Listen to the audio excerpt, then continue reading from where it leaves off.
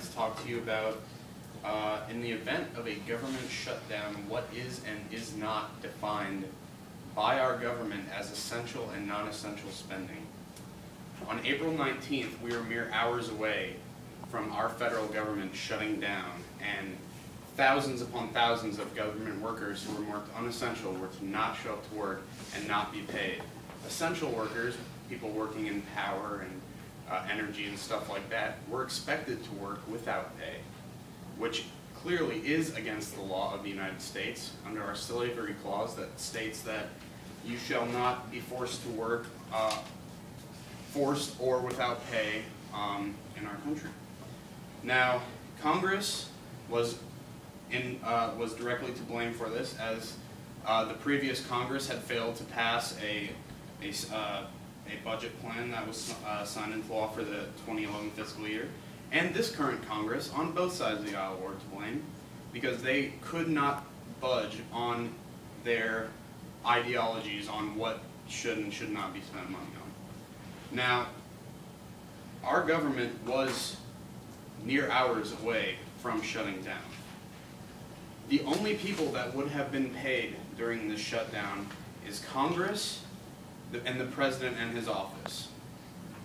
Now, Congress, according to the usgovinfo.com, the average congressperson makes $178,000 a year. The highest members of Congress make over $230,000 a year. Now, in just 25 years ago, in 1985, the average salary for a congressman was only $60,000. Our Congress' salary has almost tripled in 25 years. Now, who decides who decides how much they get paid? They decide how much they get paid. They are the only ones who can change their own salaries in our government. They decide the salaries of all government workers.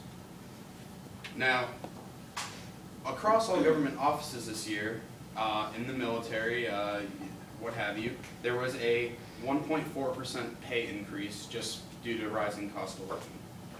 Now, Congress was the only one to receive an additional 2.2% raise in their payment due to inflation.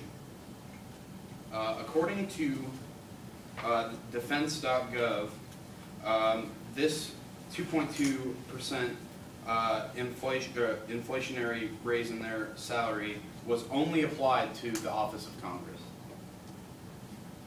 Now, Congress, on both sides of the aisle, their proposed budget plans want additional suffering to American families. Shared sacrifice has been thrown around many times on both sides of the aisle. I don't see that someone who makes $178,000 and has thousands upon thousands of other dollars in perks not cutting back themselves. I think that American families, and especially military families, have suffered enough. In the proposed government shutdown that almost took place on April 9th, military personnel on active duty and reserve would not be paid. They would not be paid or have their pay delayed. Now, most families that, especially of younger military personnel, they can't afford that. That is generally their primary source of income. Many people were sobbing and horribly upset because they did not know how they were going to pay their bills. Now, the average congressperson, after simply one term in office, gets their retirement benefits squared away. I don't see how any logical or someone who claims to have the best interest of the people at heart could, in good conscience, accept all these pay raises with already such a high salary without, some repercussion from the public. The average military personnel in the United States makes $57,000 a year. That's on the high end.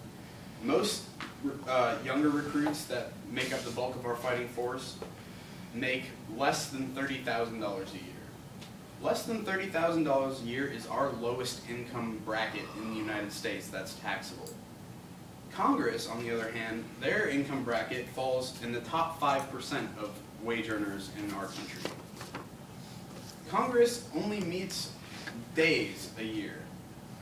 In between, there are numerous breaks, summer, fall, winter. Their amount of work compared to the fine men and women of our country's armed forces is uncomparable. Now, Congress, it seems that they are not willing to make these sacrifices today. And they have a long history of not following their own laws, as well as pushing the burden onto the American people and businesses. Now, among laws that Congress is not held to include the Affordable Care Act, the recent Obamacare Act. They're not forced to participate in that. They don't have safety regulations for the workers in their office. They're not required by law to provide that. Even the Civil Rights Act of 1964 is not applied to Congress. 64 out of 2,500 employees in Congress, not including the congressmen, but people that work for them, are black. And that is unconscionable to think that such a defining principle in American history is not applied to the people that make our laws. I think that something needs to be done about this. Petitioning your senator and representative to do what is right for this country is imperative. They must stop demanding sacrifice from our families and relying on nothing but fear of voter retribution to keep them honest. I say that our military families and American families have suffered enough, and it's time for Congress to do its fair share. Thank you very much.